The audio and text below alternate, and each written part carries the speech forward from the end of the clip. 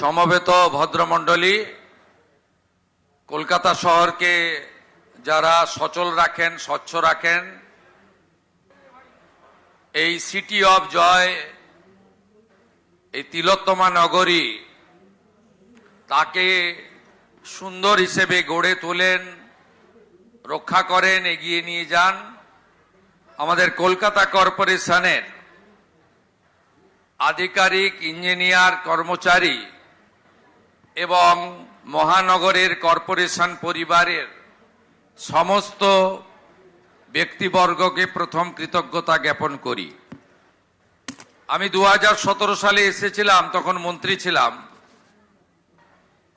তার বেশ কয়েক বছর পরে পশ্চিমবাংলার গণদেবতা জনতা জনার্দনের আশীর্বাদ এবং কলকাতা শহরের গুরুত্বপূর্ণ বিধানসভা ভবানীপুর, সেখানকার 8টি ওয়ার্ডের মানুষের আশীর্বাদ নিয়ে আমি মুখ্যমন্ত্রী হিসেবে আজকে এখানে আসতে পেরে নিজেকে ধন্য মনে করছি।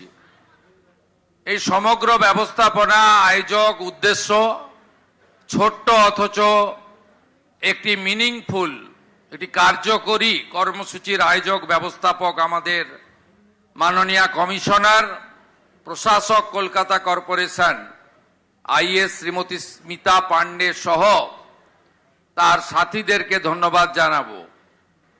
আমাদের রাজ্যের অর্থমন্ত্রী তথা রাসবিহারী বিধানসভা কেন্দ্রের বিধায়ক এবং বিশিষ্ট শিক্ষাবিদ আমাদের ডক্টর স্বপন দাশগুপ্ত এসেছেন, যিনি পদ্ম অ্যাওয়ার্ডিও বটে।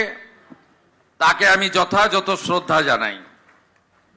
এই দপ্তরের মাননীয় মন্ত্রী, দুবারের এমএলএ, আমার ক্যাবিনেট কলিগ শ্রীমতী অগ্নিমিত্রা পাল মহোদয়া রয়েছেন, তাকেও ধন্যবাদ জানাই।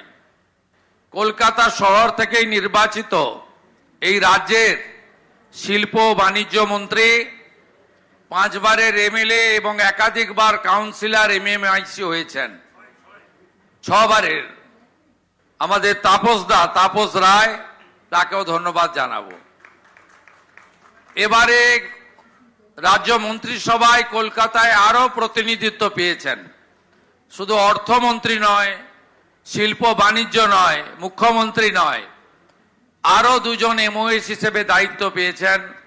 তাদের হাতে 4টি দপ্তর আছে, শ্রীমতী পূর্ণিমা চক্রবর্তী এবং ডাক্তার ইন্দ্রনীল খান, তাদেরকেও আমি ধন্যবাদ জানাবো। দক্ষিণ কলকাতার মাননীয় সাংসদ, বিদায়ী বোর্ডের চেয়ারপারসন, দীর্ঘদিন 7-8 বার তো হবে কাউন্সিলর, মাননীয় শ্রীমতী মালা রায় মহোদয়া রয়েছেন, তাকেও আমি যথাযথ সম্মান জানাবো। এখানে আমাদের সব এমএলএরাই এসেছেন, প্রায় এ পক্ষ অপক্ষ নেই আমাদের কাছে, একটাই পক্ষ, উন্নয়নের পক্ষ, বিকাশের পক্ষ, প্রগতির পক্ষ। আমি প্রাক্তন মেয়র এবং বিধায়ক ফিরহাদ হাকিম এবং প্রাক্তন বিরোধী দলনেত্রী শ্রীমতী মীনা দেবী পুরোহিত সহ সকলকে আমার অন্তর থেকে সম্মান জানাই এবং সময়ের অভাবে সকলের নাম বলতে পারলাম না, একযোগে সকলকে সম্মানিত করি। আধিকারিকদের মধ্যে ইউডিএম এর সেক্রেটারি আমাদের খলিল সাহেব আছেন, নগরপাল আছেন। কলকাতা পুলিশ সাধারণ পুলিশ নয়, এর জন্য আলাদা আইন, আলাদা অধিকার রয়েছে, আপনারা জানেন। এবং কলকাতার সিপিকে এই কারণে নগরপাল বলা হয়, বড় উচ্চতায় এই নগরপালকে দেখা হয়। আমরা চাই সেই গরিমা ফিরে আসুক, পুলিশের সেই মর্যাদা ফিরে আসুক। নগরপাল রয়েছেন, আমি তাকেও ধন্যবাদ এবং স্বাগত জানাই।